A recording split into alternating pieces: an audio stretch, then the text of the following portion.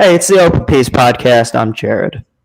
We got Kane, Amir, and Abood, and our new guest, Molly Livingston, comedian, American, Ole, now current Jerusalemite. Current.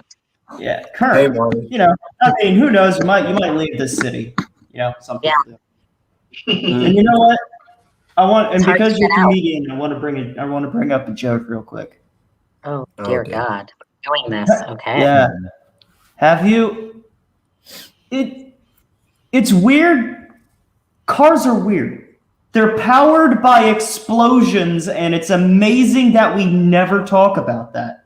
They're powered by explosions, and we just throw our kids in there, hop in, and go zoom zoom. Like, it's amazing we don't talk about that. Are you trying to do an advertisement for a Tesla, Jared? I was going to say, for anyone unsure what's happening, Jared's considering a career move.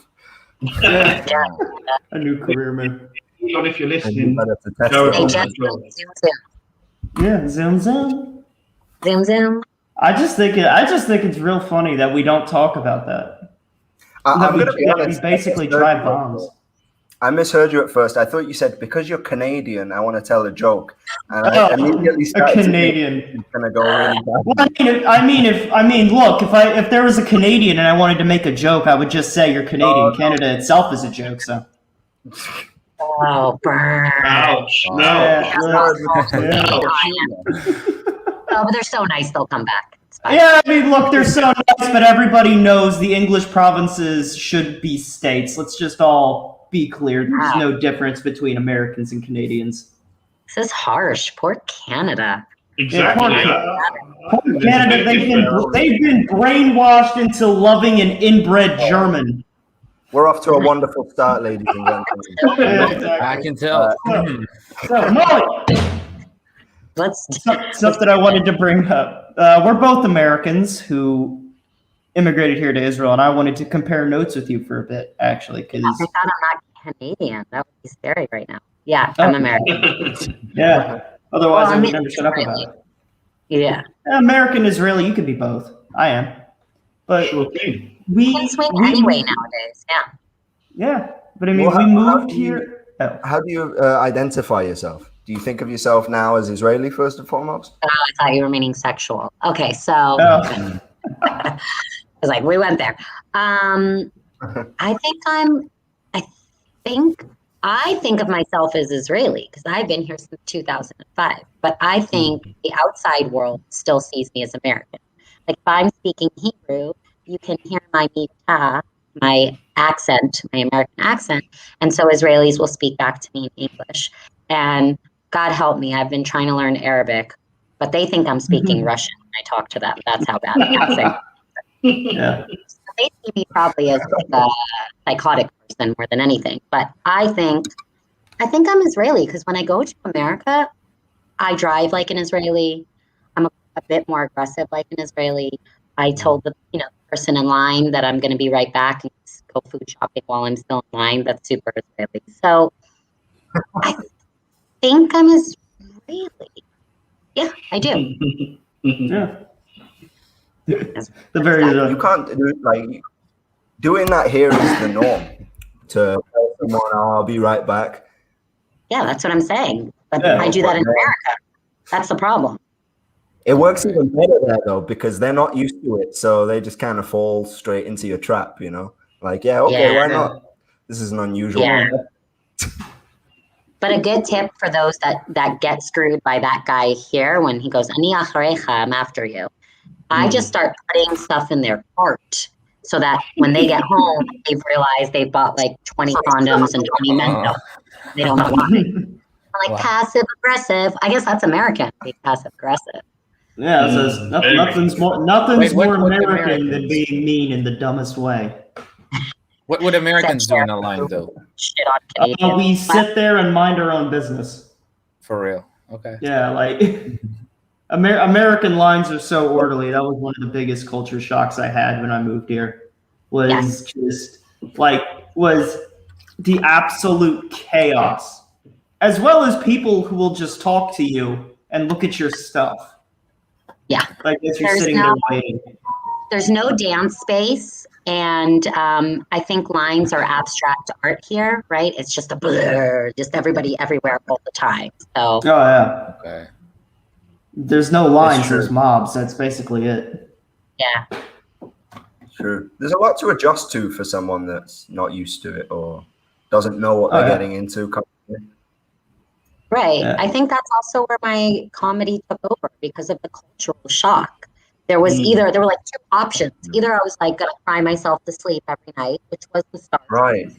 or I was gonna take it and use it to cope with it, which is actually very Jewish. That's what I learned. There's, Yeah. humor, and especially dark humor is a coping mechanism that Jews do very well, and Israelis do even better. Yeah. That's what I learned through being here. I mean, Holocaust jokes about terrorist attacks while they're happening. You would on the outside say, how inappropriate. But once you're on the inside, you're like, we're doing this to get through the day, to get through the week, to get through the month, to get through the year, to look back on it, and to own it. So that's what I feel you. I really Yeah. love the joke you did with your name about the Chinese food. What was the name? Muli Raz. Okay. Muli. So I'm Molly Livingstone, which in America is the easiest name. I was never the kid with a substitute teacher that couldn't pronounce my name.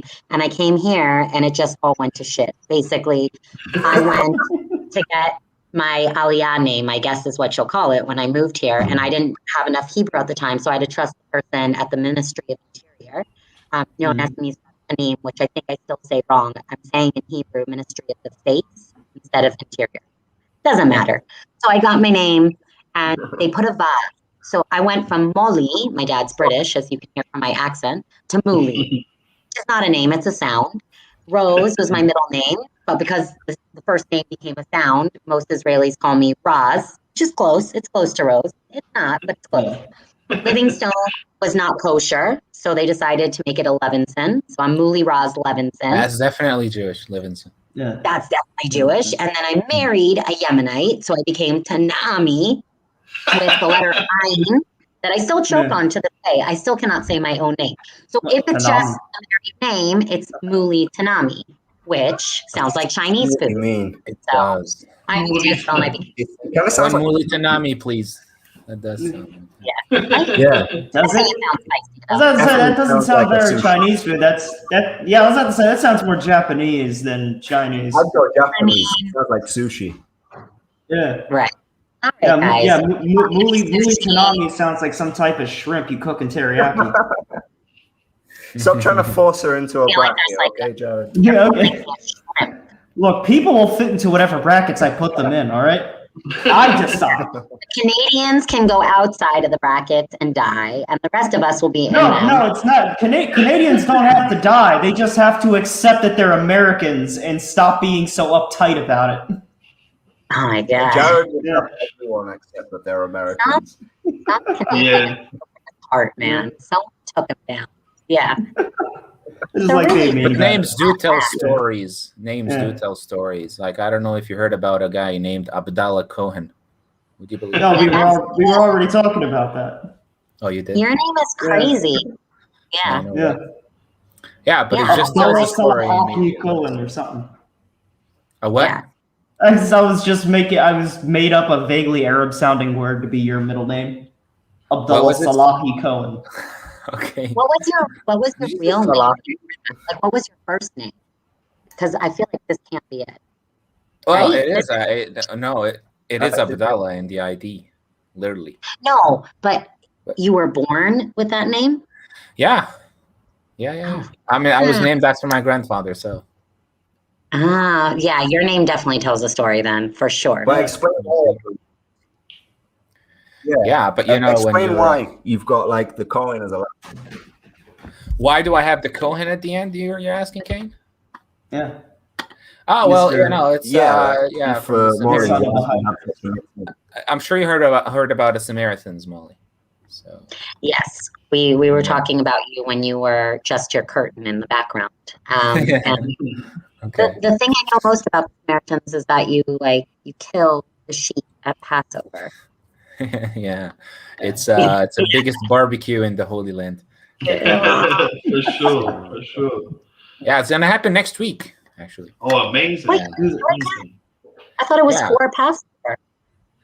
Oh, so It- you really Passover's different. We have a different calendar. So There's so much I need to learn. Just when I thought I had it all figured out, the Samaritan Abud Cohen comes in and messes with everything. Yeah. Yeah. Well, you you're should very check welcome to come out. here. Yeah, and you should check out the Sifrei Torah, the Torah scrolls. Instead of being in the block letters that we use, it's in the ancient text. It's Hebrew. incredible. Yeah, Paleo- ancient Paleo Hebrew. Hebrew. Yeah. Yeah. So it's a pretty Very cool. weird. So I had a tourist once who came Don't to you? one of my favorite experiences while being a tour guide is when a girl actually came, and she's a kind of an expert on languages and old printers. So she brought out this really old printer that we haven't been using, that no one used. She brought it out and she made it work again. It was amazing. Wow. And she was fascinated that this language she saw it as like an alien language of some sort. But the best part is when she made that printer alive again. That was awesome, because that was like, we didn't use this printer for like 50 years, and suddenly, Wow. you know, that these Typewriters. Machine. Typewriter. Yeah. that was awesome. Typewriters. Yes, and- yeah. And then she started to Nice. tell me, okay, so how do you type this paragraph in ancient Hebrew? She doesn't know that, okay, we read ancient Hebrew, but we don't speak it every day. So for me to make an actual paragraph is really hard. I tried my best. So do you speak ancient Hebrew? I mean, yeah, I do speak it, but we don't speak it every day. We only use it in our prayers and ceremonies and It's a holidays. ceremonial thing now, I right? used it one time Yeah. to cheat on a test because I had a finance test and there's a lot of equations, and I used every letter as a the E would go as a yud in ancient Hebrew and these things. The first time it worked, but the second time the teacher was not that stupid. So Yeah. But how did that I improve was your gonna say, score? eventually teachers will catch on. I just put it next to me really on the floor, and it just looked like gibberish. He wouldn't think I made all my way to make a new language just to cheat. You know? Yeah. But I don't understand how that helps you, though. Like, How does that help? I mean, you know the equation. You don't have to learn the equation by heart. Oh, Oh, look, my husband just brought this over. He's an archaeologist. So Cool. Wow. Whoa. Oh, Actually, Abu, can you read that? It's Well, paleo. wait, hold it for a second. I mean, can that's probably- paleo, not Samaritan Hebrew. It isn't exactly Samaritan. I can recognize some letters though, definitely. Yeah. I can The see one that kind of looks like an meme, A, a that's kuf. an aleph. Wonder what's written there. It's definitely not a Samaritan language we use today. Really cool. It might be Proto-Hebrew. Very, Oh, like, this one is cool. kind of wait, Canaanite-ish. that was kind of like sneering, Jared, like sort of derogatory, proto-Hebrew. But Proto-Hebrew. what is Yeah, that? Well, I mean, look, just because I have this accent doesn't mean It's really everything's cool. an insult, Kane. you You want to know what it says? There. What Yeah, does it what say? does it say? It's basically 7th century BC Hebrew writing, because I'm a little bit stuck in the past as an archaeologist. A little bit being an Wait. understatement, but yeah. Basically, I wrote. You have to go this way. Let's It's put like it. a mirror image. Yeah, lega. There's a wrestling match. So you probably recognized the noon before, like for the ner. And what's cool about it, I wrote ner lo atik. Atik. Lo atik ba'alil. Okay, I see Completely it. not ancient oil lamp. I see it. Well, I can see the ayin looks the same. Yeah. Where did you find it? Where's that from? Which site? Where is it from? Yeah.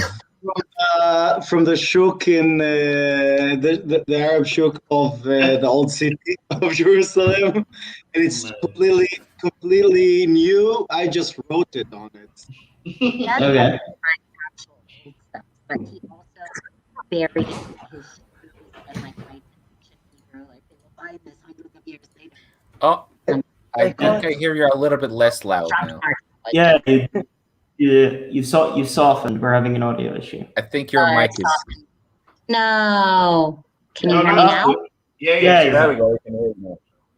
So I was saying that this is where I get a lot of my material because my husband is this archaeologist who said he does drunken archaeology, and he buries things like his shoes with ancient Hebrews. Like, they'll be so confused when they find this in hundreds of years. And he's had things like, yeah. Okay. This is actually my real life. Yeah. That is He told me great. once- Just go bury like a life jacket somewhere, so that He called people in me once 1,000 years can see the river here. Yeah. Yeah. Like, I can't think past tomorrow, but he's like, both in the past, this is the Byzantine period. This is the Second Temple. I'm like, I don't know what any of that is. I can't think about tomorrow. And he's like, and in 1,000 years, they're going to find my shoes. It'll be so confusing. I mean, you're skipping a very important step in messing with people, where you have to get the time machine, go back to the Bronze Age, and just leave an iPhone there. Yeah. Oh, I always wanted to do that. Because I mean, the carbon dating is going to match up, and it's going to really mess with people. He'll do it. If there's a will, there's a way. That's like a startup nation thing. We'll get there. There's a Roger ship. We'll get to the time. Give it another 50 years. It'll be all right. Yeah. Yeah, maybe sooner. No. You think sooner than that? Time travel, though. Time travel. It's real. Einstein was one of the biggest believers in time travel. Yeah, I believe it. Yeah, well, I mean, we're already time traveling. We can only go in one direction. Yeah.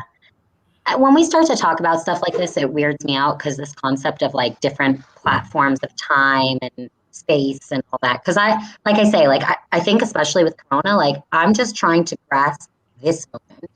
It's hard to understand that there could be other moments happening simultaneously or whatever. So Yeah. it's pretty wild. But yes, I do believe if anyone could do it, it will probably be Israel with time travel. If only to have like another election or something like that, you know? Yeah, I mean, please no. if anybody's going to invent time travel, it's going to be the Jews, those shifty bastards. That way they Gotta be, right? They're hiding in their evil little Jew lairs with all their technology. Yeah.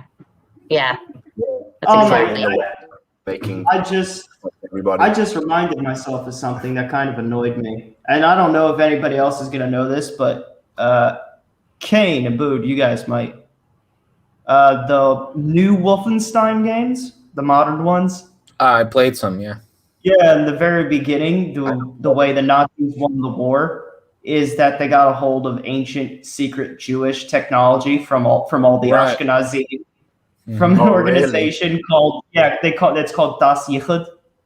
Right. I saw that one. It's a And I was- professor also who has that.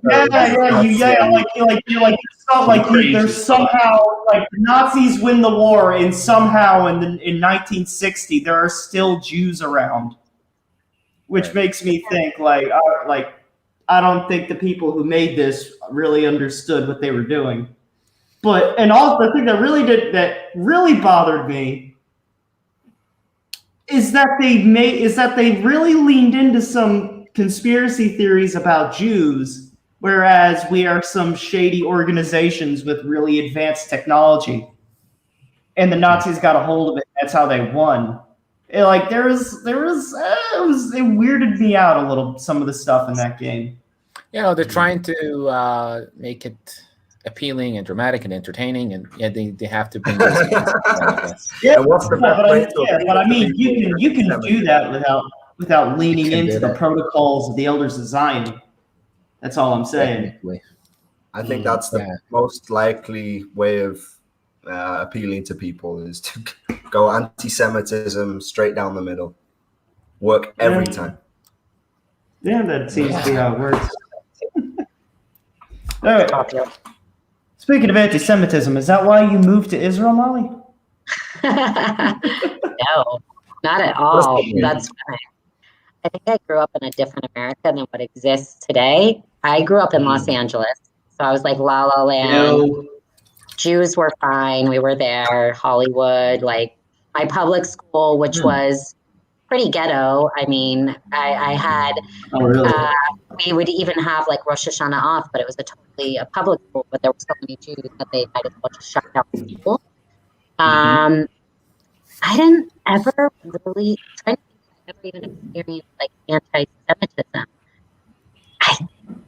I experienced an anti-Israel moment at college, but not really anti-Semitism. It only became something that I became more aware of as I moved to Israel and saw what we have here as Jews that maybe I didn't have in America. It wasn't that it was anti, it just wasn't.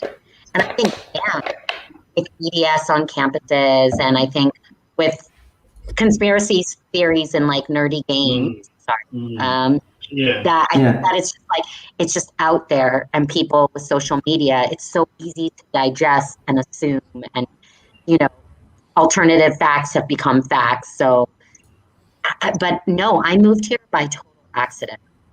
I was I was Jewish, like big time.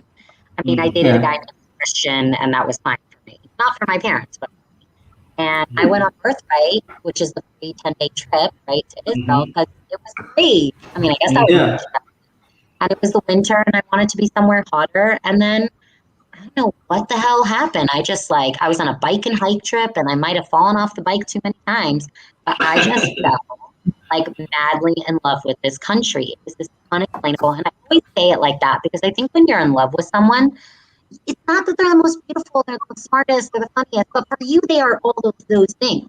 And that became Israel for me. Like, I just loved this country, this undeniable, must back in heart. And as I have lived here, I was not a Zionist at all. I say that I came out of the closet of being a Zionist only a few years ago because I had to understand and own that word, what it actually means. Because I was accidentally here, I wasn't sure what it meant to be here and to be Jewish and be part of the Jewish peoplehood and be part of Israelis. And so it took me a while to figure it out. And of course, when you're in love with someone, it's also very close to hate, right? They get you, they pull you down, they pick you up, you make them better, they make you better. And so all of those, that's my relationship with Israel. They're living in Jerusalem. I want to see a more pluralistic Jerusalem. That's my battle of Jewish people being represented, because there's a religious point of view that's being taken in Jerusalem that doesn't represent all Jews. And yet here we are in the most holy place for Jewish people. So it's very important to me. And that's a struggle.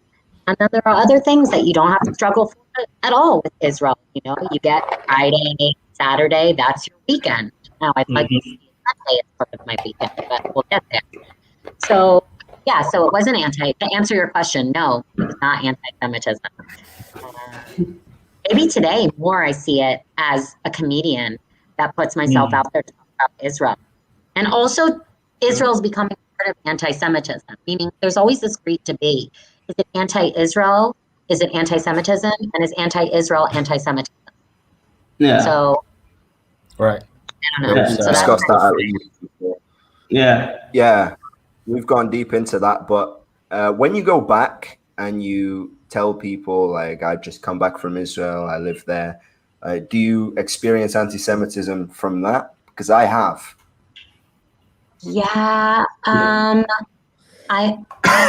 wouldn't say necessarily America, but when I was doing shows in Ireland, they told me, do not talk about Israel outside of stuff we're doing together.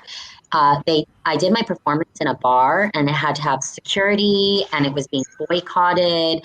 And so there I felt it. I felt the anti-Semitism and the anti-Israel. And I remember I was with people that were Israelis there. Two worked in the embassy. And well, I was in Ireland, so I got wasted off of good beer. And we were in line. And I remember saying to them, don't be afraid to say you're from Israel. They kept saying, just say you're from South America. Just say you're from South. That's what they wanted instead of Israeli. I could say I was from America, but they, with their Israeli accents, were it sounds like South America. It's fine. It's fine. And I was just say it, own that you're Israeli. And it was so scary to watch them be afraid of that. And then they said it. They did it. And the guy was an American vet. He had served in the army, and he said, I've been to Israel, and I have so much mad respect for what you guys did over there, and you shouldn't be afraid to own it. So it was interesting. Exactly.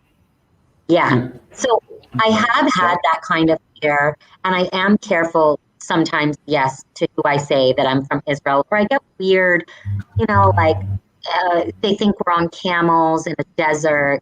There's so many weird stereotypes about what it's like to live here. Mhm. Yeah. So I do feel that. I do feel that. And I feel like I'm part of reframing how people see Israel. That's like my whole thing is like, no, That's when great. I tell, Yeah. like when I talk to groups, I say, what do you think of when I say Israel?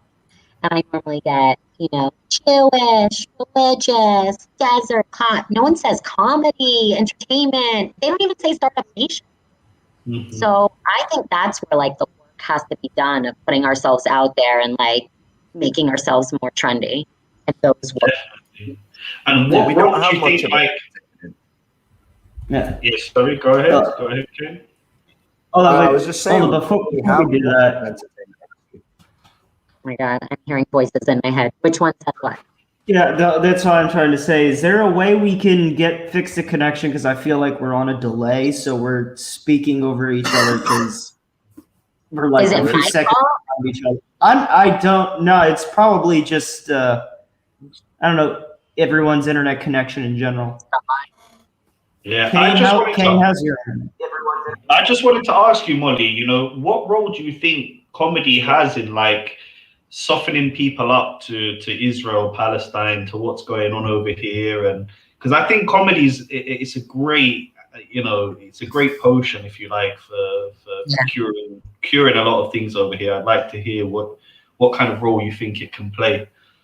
So I think comedy is the best avenue towards dialogue because it is an international language and it really works. I mean, I think someone that just recently proved that was Conan O'Brien. He does his trips all over the world and he came to Israel and he showed Yeah. off the country in these like little humorous bits and people got to see what it was really like. And I think that when I'm using humor, I have breakthroughs. I just did a show, a Zoom comedy show for Kansas University for Yom Ha'atzmaut, for Independence Day. And Oh I God, told Kansas them, University. I know, I couldn't even believe there were Jews there, but they are. So Why? why? Yeah, I mean, it could be worse. It could be in Nebraska. Or Canada. But No, so I told them, there's a whole other level of joke there that that you wouldn't get. That's my bad.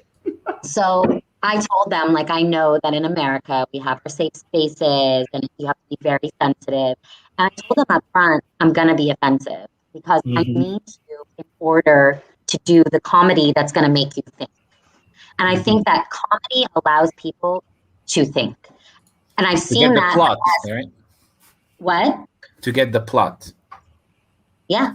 I think that I'll give you an example. So I became very obsessed with Israeli humor because it was so dark. Like my first time, Yeah. when I was at the Holocaust Museum, Yad Vashem in Israel with the soldiers and they're dressed in uniform. And it's this level of respect. I'm taking it in. I'm not just like this dumb American on a free trip, but oh my God, 6 million Jews died. And here I am standing as a free Jew in Israel. And I'm emotional and I get a tap on my shoulder from one of the soldiers and he says, do you want to hear a Holocaust joke? And I was like, what are you doing? What's happening? How are you doing this? That's wrong. And that's that coping mechanism. And I became so obsessed with that humor of I was here during the second intifada, and everything is literally blowing up. You were talking about your cars and the zoom zoom. I mean, the buses were a boom boom, right?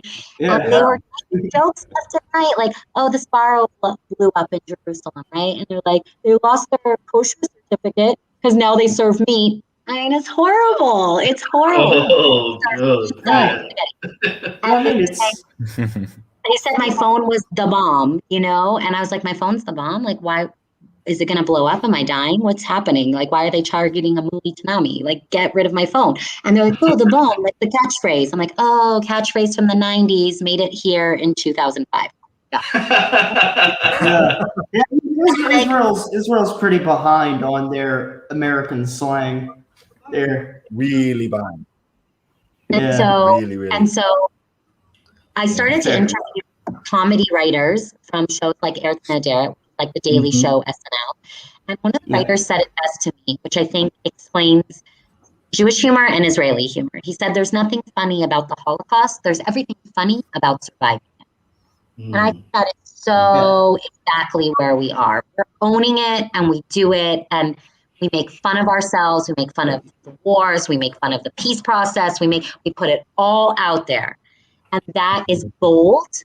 And that defines us, and that's kind of like a take it or leave it. Just like Jared, I think you said earlier, like there's no lines, and they ask you all these questions. Like you immediately get like, what do you do for a living? How much money do you make? And are you single? Like boom, boom, boom. Yeah. Right? And that's just the ethos here. Like, and they're the first ones to push you down, and the first ones to pick you up. And that to me. And yet we're the happiest country, one of the happiest countries in the world. And even during Corona, we moved up 2 spaces. We're now the 12th happiest country in the world. It makes literally no sense. We're surrounded by our enemies. Really? Like Yeah, I heard about that. Yeah. I'm not surprised. We've always been pretty high up on that list. People are just look, when you're staring down the barrel of a gun for 70 years, you're kind of just happy that it hasn't gone off. That's what I think. This reminds me of a friend of mine who told me we should discuss why the Israelis are on top and like the Palestinians are like a little bit less, like 100 or something less. Yeah, mentioned that. Well, I think maybe it's the humor. Yeah, they tell horrible jokes. Palestinians can't make jokes. Like Palestinian can't make a joke like this about the Nakba. How many? How do you fit 30 Jews into a Mini Cooper? Oh yeah, we know this joke, man. This is the oldest one in the book. Finish it. 2 in the front, 2 in the back, the rest in the ashtray. Oh my god. Yeah. Oh, I've read that one many times. That's old hat to me now. Yeah, I think I love that one. My granddad told me that one. I think that there are Arabs that do make jokes. I think that Jewish humor is a lot more self-deprecating, and that keeps us going. But I have some Arab friends, and although one of them, I was helping him to speak English, and he was trying to help me with my Arabic, which he quickly gave up on. And he had never seen Friends. I was like, "How have you not seen Friends?" And then he watched an episode, and we met up again, and he's like, "How you doing?" So he got it, Joey. Wait. Is that where that's from? Joey? No. Yeah. The how you doing? Yeah. Oh, because that was just a thing we did when I was growing up. Kids would just run up to each other and go, "How you doing?" It's Joey. Israel's not the only thing that's 50 years behind. Yeah, Jared. Hey, look, you can see humor even back in the Bible days when Sarah was it Sarah? Yeah, she was told to have a child, and she laughed. Even in the Bible, in the Hebrew Bible, you can see humor even back then. People don't see for it. sure. So yeah. What do you mean by that? What I mean, I've read it somewhere also to confirm that, but you see some really some stories that are in a sense funny in the Torah, and in some that does touch on some humor. You see that less in the Christian Bible, I believe. But yeah, it's all very stark and in your face and whip you with a ruler if you do anything wrong. I think that depends on the translation of the Christian version. Also, depending on the particular branch, some of them are chill. I think Judaism. Gosh, I wonder why people convert to Judaism, because I'm like, really, that's what you choose? But I do appreciate being Jewish and the humor, and even sexually, there's freedom. It's celebrated, and I feel like sometimes, definitely, I see with Islam or with Christianity, there's constraint and there's negativity that you don't see with Judaism, and it's very embraced. Maybe more in Tel Aviv than anywhere else. Yeah, but I think money. It depends on what type of Judaism you're following, right? I don't know if the ultra orthodox would agree with. They're quite stringent. What you're saying, right? Quite stringent. They are, although I do think they're behind a lot of the porn sites that we see. You don't know what's going on behind the doors with them. They might be That's true. outside saying separate this, separate that. No, I'm it not does, sure. They have a lot of kids. They do. Look, Although I know some get confused which hole to put it in. Oh no! Trust me. They know exactly what they're doing. They just say that to get away with it. Jared has a story. Yeah. Oh no, that's where it ended. Jared. I really hope Jared has plenty of stories. Ultra Orthodox Canadian in his life that really took him down. Yeah. No, so yeah, but I feel like with Ultra Orthodox, they're a whole separate mess of things and confused and whatever. But I would say from Judaism, it's embraced and accepted and celebrated, and humor is a part of that. It's like, especially Israeli. Like, I think there's this term, EA Beseder, it will be okay. And that's our humor. I do improv. And I say one of the rules of improv is to be in the moment. And I call that my Israeli. That's my Israeli rule. Because we live in the moment. We don't know what's going to be tomorrow. As you said, like, there could be another war. So we just live for this moment. We enjoy this moment.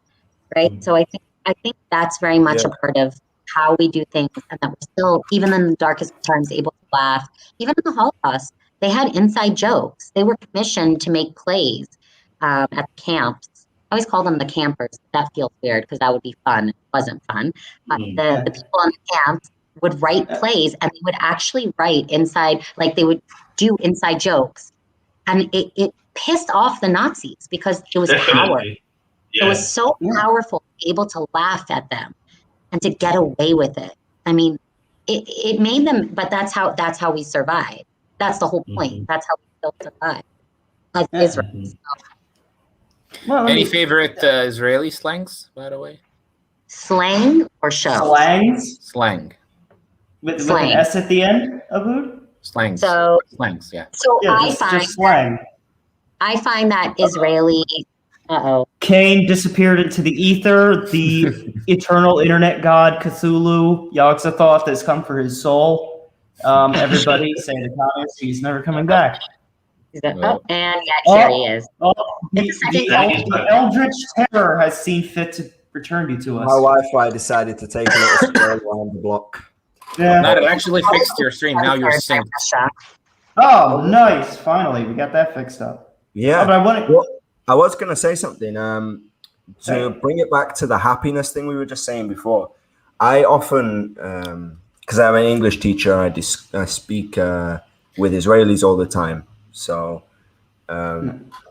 it comes up quite that we're one of the happiest countries. And one of my theories is because we complain so much, we just blow off the steam, there and then. If something pisses us off, we scream about it for like 20 seconds, and then you've let it go entirely. It's kind of amazing. Is that what's known as chutzpah, or is that something else? I always wanted to know what chutzpah means. Chutzpah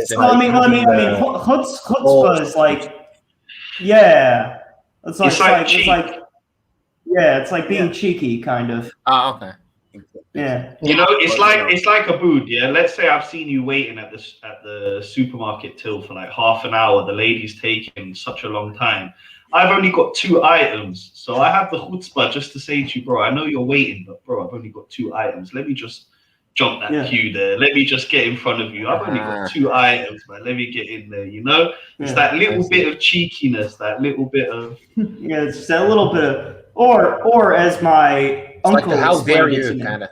Yeah, well, as the way my uncle explained it to me, having chutzpah is when everybody is peeing in the pool, you do it off the diving board. That's chutzpah. Exactly. Yeah. It's a great example. So Abood asked me if I had any slang that I like. Right. So I mean, again, because of the American accent, it always comes out crap. But I learned because I came here with no Hebrew, and I did all the Hebrew classes, and then I realized what a waste of time that was, because they were just teaching me crap language that you weren't going to use on the street, right? Exactly. I would get all my guts out there, and I'd try to make friends with an Israeli, and I would start, Shmi Muli, which already is like, oh, Yeah.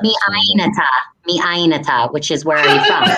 But like no one uses that, right? And my joke is no one's used that since the second temple period, and I know that because my husband's an archaeologist, saw it written on a wall. Like it's mi'efota. So I learned to like not use that Hebrew and to go, and I tell people like if you really want to learn Hebrew, first just learn Arabic, like the slang. All the slang is Arabic, right? Baba. They teach every birth. Musa. Yeah, good balak. Habibi, yeah. A joke about Dear Balak because it sounds like I'm writing a letter. Dear Balak, I wish you want you. Yeah, good balak. I always wondered why Israelis use Dear Balak. It's so Arabic. It's It's so. a- Yeah, no, I mean that one was brought over by Moroccans, I believe. Okay. I think I that's like what Stut Israel- Bemitz. Stut No, Bemitz, I always he's liked dead. it. It's funny. Which one? You know what that means?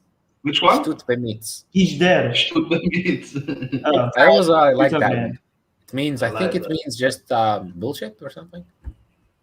Yeah, I like Chai Baselet, like you're living in a movie. Living in a movie. That's the best. Yeah. Yeah, that's the best one. Yeah. Is it? So, but I like, love there's so that. many funny sayings that I've learned. Like, "Nafal ben akisaot," he fell between the chairs. I'm like, what the hell is that? Like, why? Who's sitting Oh, yeah. between I chairs? still get confused by their idioms. And I have this thing where in Hebrew, I call them anglicisms, where I will take common idioms or turns of phrases in English and I will just translate them directly to Hebrew and confuse everybody around me. Yeah. We And I used to do try that all the time. I still do it. It's just out of habit. And like people who know me, my friends, they're used to it. So like they get what I mean. But they have to sort of translate for everybody around me. It's just like, oh no, he's just excited. You know? We did that. We did Mama Tzav Kelev, what's up, dog? And they're like, no, that does not work. Yeah, I also say things like, אני לא יכול לחכות, ודברים ככה. Yeah. And I think that, so I say, learn, like, if you want to, like, look like you know Hebrew, so first just learn how to say, how are you? Because you could just get stuck in that part. Mama Tav, my name, you should just go back and forth. Never go beyond that part of the conversation. Just keep asking them, how are you? And then if you have, you should use the slang, which is Arabic, sababa, dirbalik, which never works for me, all of that. And then obviously hand gestures, you know? Oh, yeah. But I found that I screw up in both languages. Like I've said so many wrong things in Hebrew because they make words very similar that should not be so close. So like a good example, I have a kid that's going to religious school. So I wanted to get him the big tzitzit. Okay. So I said to, buying it, I want tzitzim gedolim. But really what I was saying was big boobs instead of the big. And I just kept repeating it because I'm socially awkward. So like, if you don't understand me once, I'll say it 4 more times, big boobs to the rabbi. Well, I mean, look, I don't think there's anybody who would disagree with you there. Yeah, let me get my first grader big boobs for his first day of religious school. That makes sense. So, mother of the year. Mother of the year. There's so many ways I'm mother of the year, but we don't have enough time to go there. But like, also, it happens to me in Arabic, right? So it's Ramadan. Yeah. So I just want to, send a word, a message, like we have a Yom Kippur, Tzom Kal, easy fast. So I go ahead and I Google that and I get some Arabic and I copy paste it to my friends. And most of them were very polite. Thank you so much. And one of them was like, thank you, but why do you want me to have easy diarrhea? I don't know. Like, I guess Google Translate has, me over here. Like, I don't know, maybe easy diarrhea is the way to go with Ramadan. Maybe that's what I'm trying to tell you. But yeah, so it works in all languages. We mess up in all languages. And as I said, like in Hebrew, I still sound American. In Arabic, I sound like I'm Russian. I don't know. One day I'll get there. If I start learning Russian, I'll get to Chinese. I don't know. It'll eventually get back to language where it syncs together. Yeah. Or I'll use the time machine and it will. So yeah. That's it. Yeah. Yeah. I mean, I have a weird thing with my accent where my accent will go in phases. Yeah. Where like Kate has seen this where people used to. Yeah, I mean, sometimes I sound Arab, sometimes I sound Russian. Wow. At other times it sounds like I'm an alien who just learned Hebrew. I don't know. Yeah, like I kind of adopt the accent of whoever I'm hanging around. I Yeah. don't know why. It's like a subconscious Yeah, thing. Me too. Me too. We have a code switcher here. Yeah. Well, I mean, if you look at where I grew up, I'm very used to code switching. It's just kind of how it worked for me. Do libertarians have an accent? Because a guy who I gave Libertarians?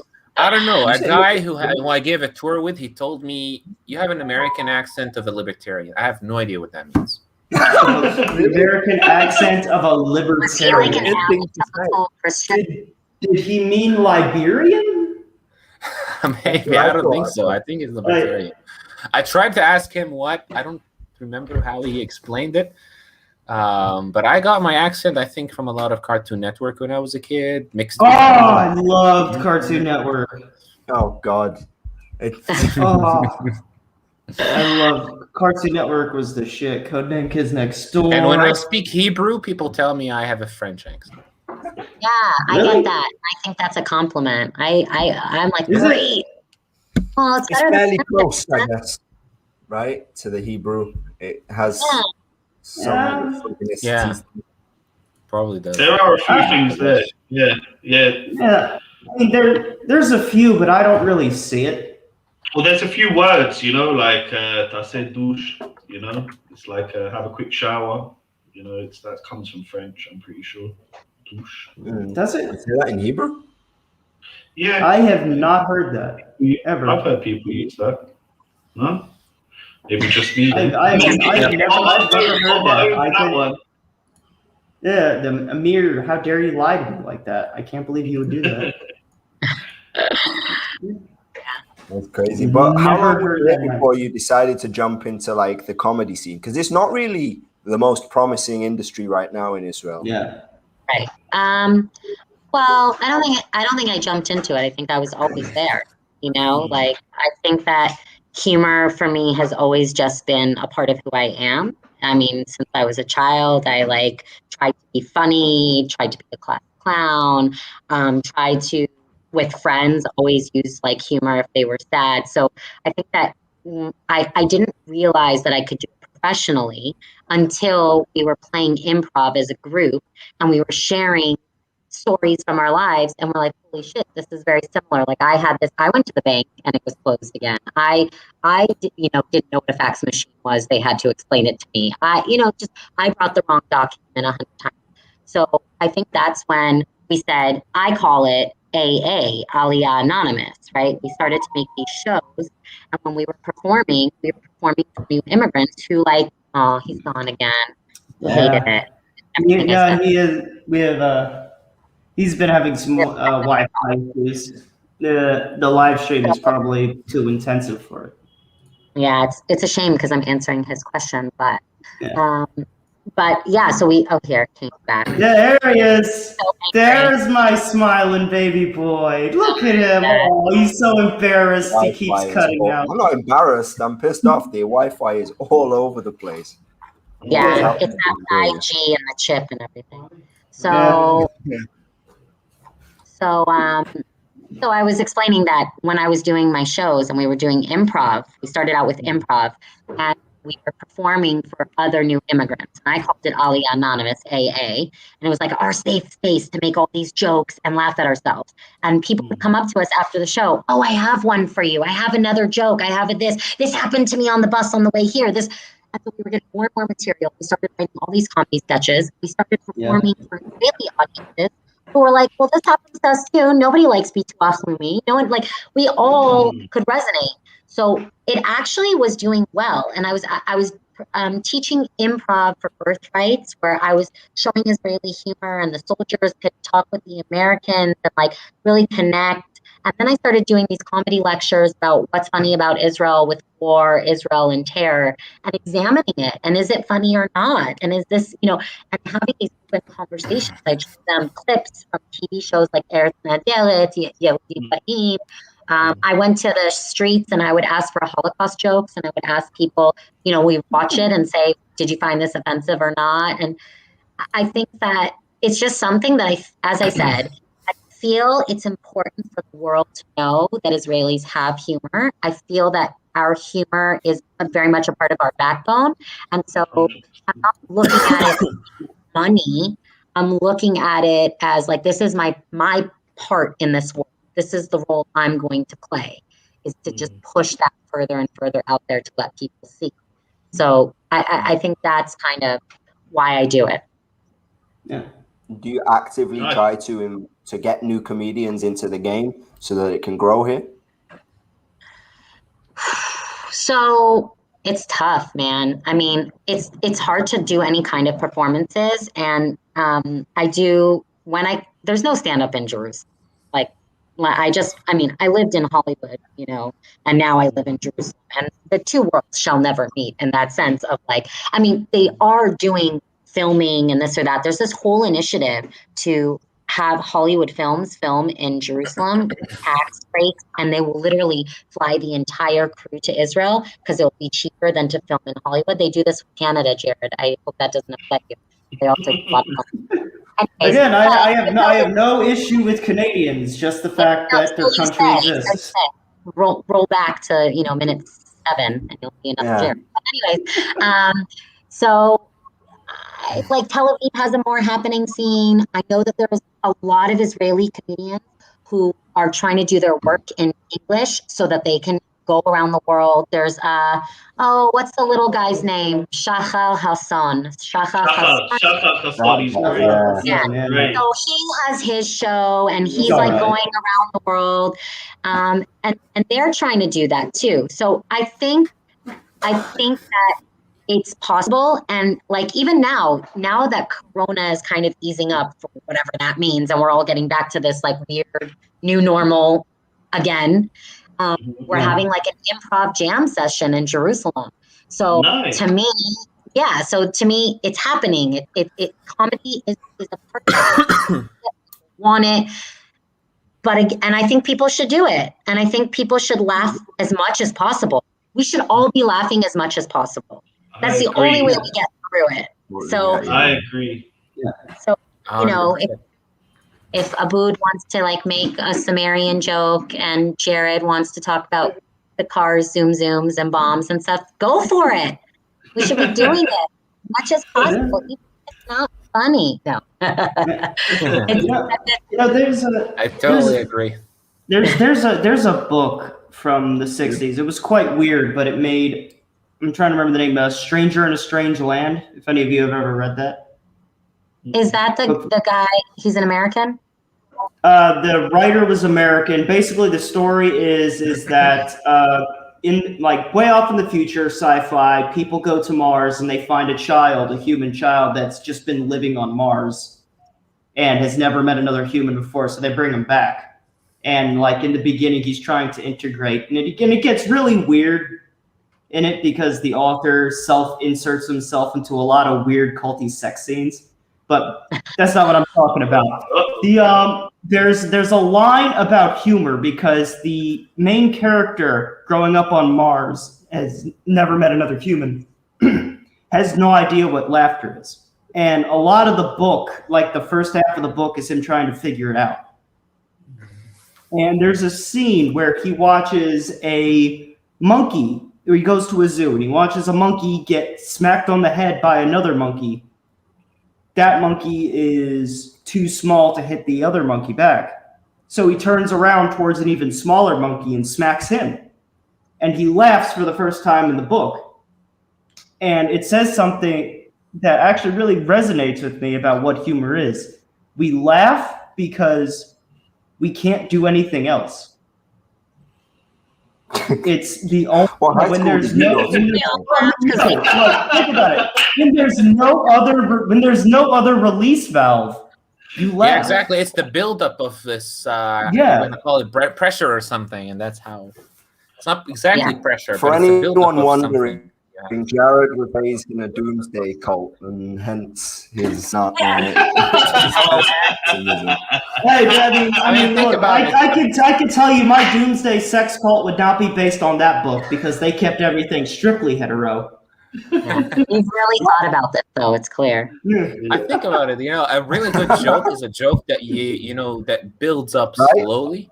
Yeah, a really good joke. My existence.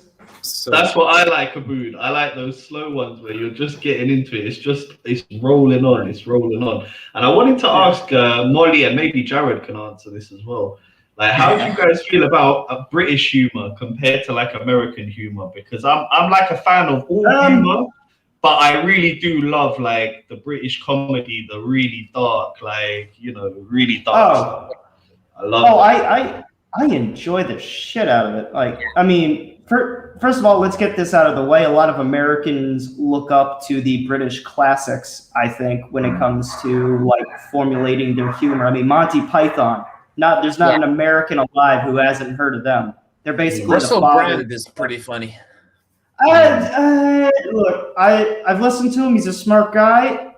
I think he should stick Humor-wise? to just commentating. Is not even acting. No. I No. love British humor. I mean, my dad is British. Oh, Kane. God damn it. He's gone. Yeah. He's gone. We gotta do something about that. We gotta get him a new router. In and out all the time. Yeah, He in has and to. out. Yeah. But This I is a do. Jewish conspiracy. There he's back. Yeah. But yeah, Molly, you were saying? Yeah. So my dad's British, so I grew up with very dark humor, and I can handle it. And like, yeah, I feel more comfortable when I'm doing the groups, especially the comedy lecture. My guard is very much up with Americans, and with British, I know it's going to be just fine. Like we can make these jokes and we can speak about them very openly, and you can't do that. Like I remember with 9/11, I mean, I wondered at what point they were going to start making jokes about it. Mm-hmm. And like on a timeline, Israel does it the fastest, and then I think the British certainly would do it, and America, like they got around to it, they do it, but it's done very differently in a very safe way. So I like British humor because it does the same thing as that Israeli humor. It's a mirror, and it's poking fun, and it's so dark, and you need it. You just need it. It's true. I feel, Molly, like if I'm having a stressful day or something's not quite right, if I just stick on some comedy late at night, 10, 11, just whack it on, it straight away puts me in a better mood, makes me feel great. I'll burst out laughing as well. Like sometimes my girlfriend will come in, she's like, "What are you even laughing at? Like, what?" And I'm there like dying of laughter.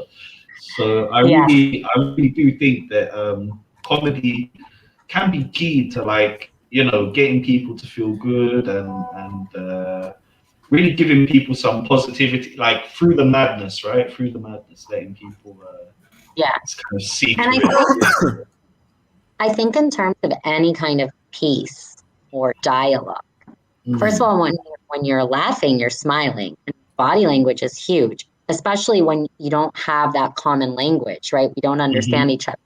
So everyone understands that. So like that, when I was learning my Arabic here in my neighborhood, I live in a neighborhood in Jerusalem that has 5 Arab villages.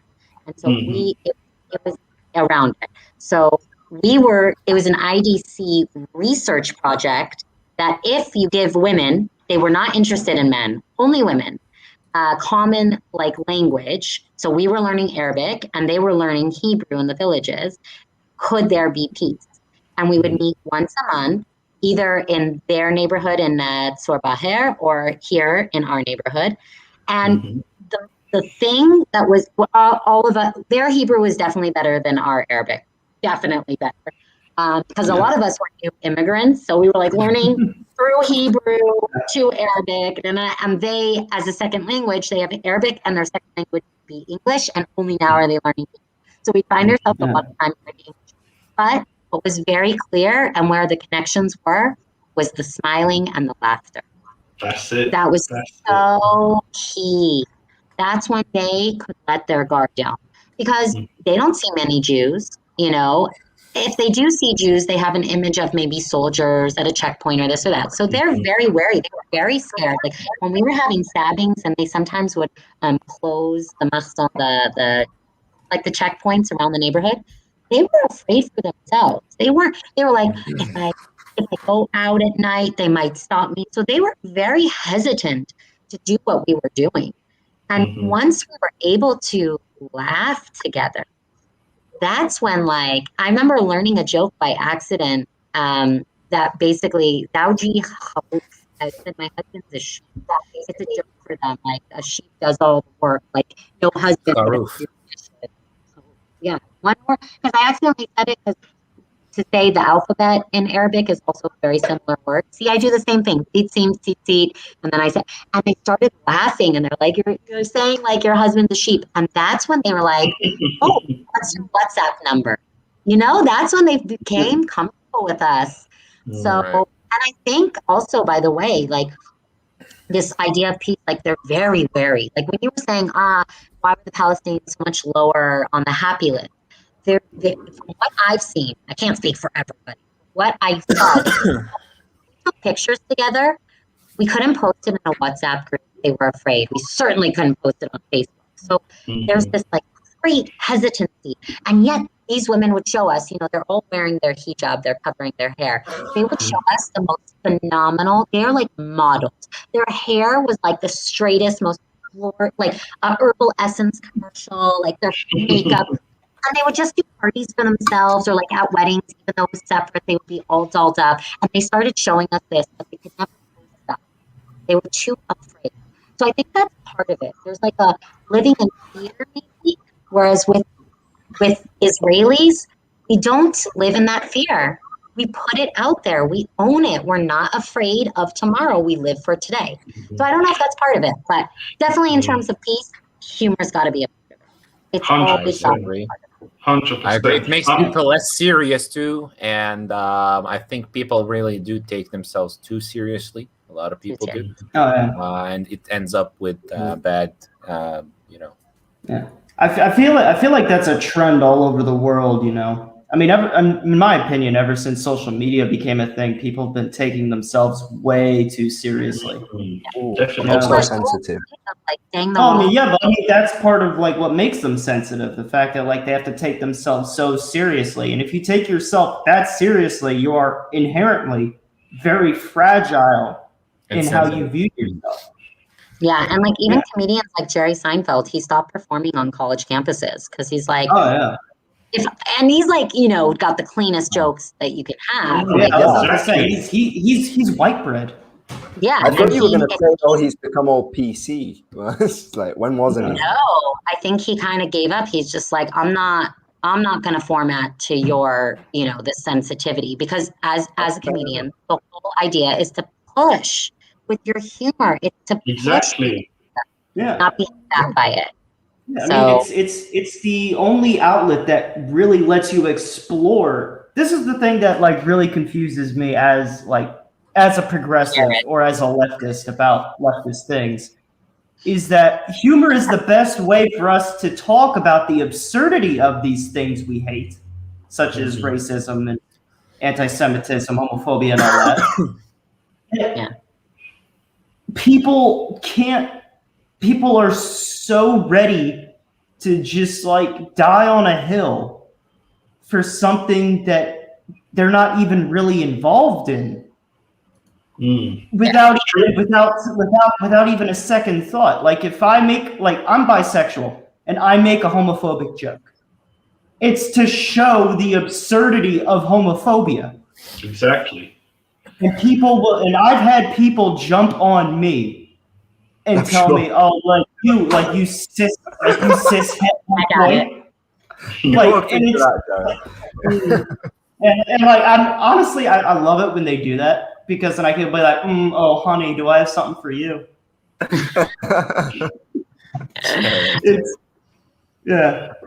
I don't know. It's one of the things that's really great about humor that like really I find disappointing in this day and age, is that people won't think about it with any depth anymore. You know, like back in the day, like in the 1970s, there's some great comedians who would talk about race relations, and this is like right after desegregation in America, right after we ended Jim Crow, and you had people coming out there and getting up on these stages and talking about very uncomfortable things, right when like we were legally allowed to.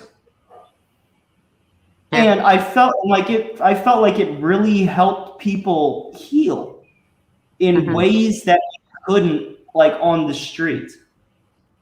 You got up there and you said, and like you made these jokes on stage, and it helped people heal and sort of reconcile in a way what we had just gone through that we can't say in polite society. Yeah. We also have like meta comedy today, a lot on Netflix. Oh Meta yeah. comedy, which is getting more mainstream. Yeah. I mean, I like meta comedy. You know who does it well is like Borat, obviously, and his other characters. Sacha Baron Cohen. Yeah. Yeah. So like, I know you rolled your eyes, Kane, but Bruno, I mean, he has that great scene. I don't know if you remember it, but I just showed the Kansas kid. There's only one scene from Bruno I can remember, and that's a talking pee hole. The talking people? The talking pee hole. Oh, the talking pee hole. Yeah. You don't remember that scene?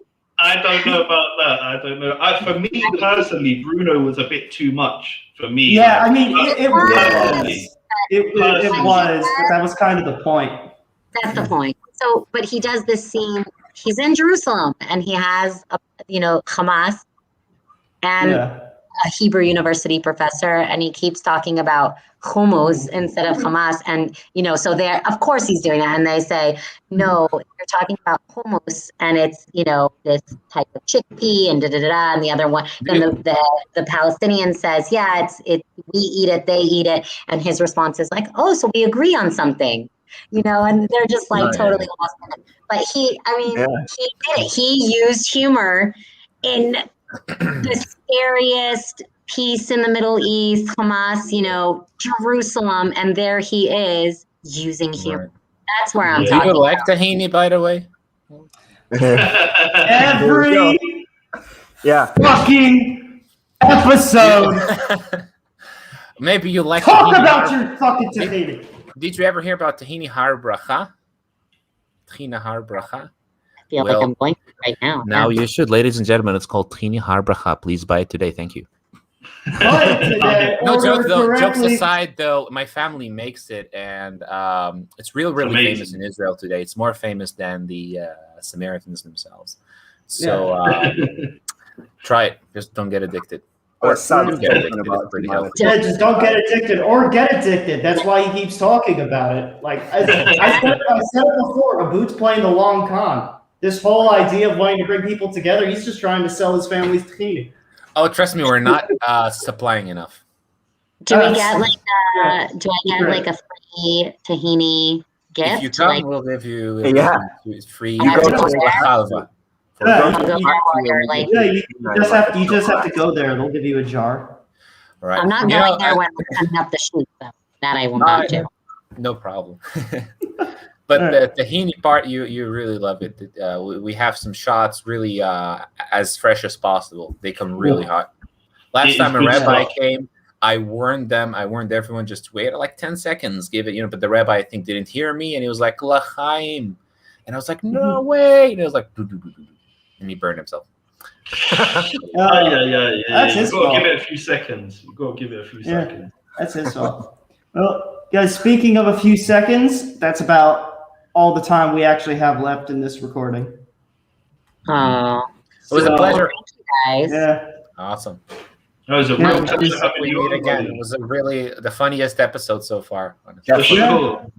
I hope so. Yeah, we finally got to not be as stiff as we are. And we got a little special guest presentation by your husband, the archaeologist, as well. With his, the archaeologist, he always takes them. Everyone's like, and what do you do? Call me. And what do you do? I'm an archaeologist. Oh my God, I have so many questions, right? And then so many things to talk about. Took over this interview. He almost did it. Almost did it. He almost did. We saw it. We'll get him on private. I saw the look in his eyes. Yeah, he wanted it. He wanted to talk about his shoes being buried, but I put myself down to go back. That is hilarious. Other archaeologists are going to be like tutting away when they hear this. Oh, this guy hiding his shoes in the garden. He shouldn't be doing that. Yeah, you should see Israeli he watched with his friends a National Geographic about America, and they're like, this 300-year-old artifact. They all started laughing. 300 years old. 300. Right. Look, there are buildings in Delaware that the state has declared historically important to the culture of the state that are like 200 years old. Right. Meanwhile, here in Israel, they're just like, it's just an old shack. Yeah. Ain't nothing important about that. But guys, unfortunately, Maor Farnisi, he's here. The legend. The legend. Oh. Yeah. How convenient for you, Abu. Yeah. We need to get somebody to help us deal with chat. No, Because we're too focused on other stuff. But anyway, guys, unfortunately, we are out of time, so I'm gonna have to leave It's time everybody. for the thunder strike of righteousness to end the thunder episode. strike. Everybody, remember, I am the destroyer of worlds.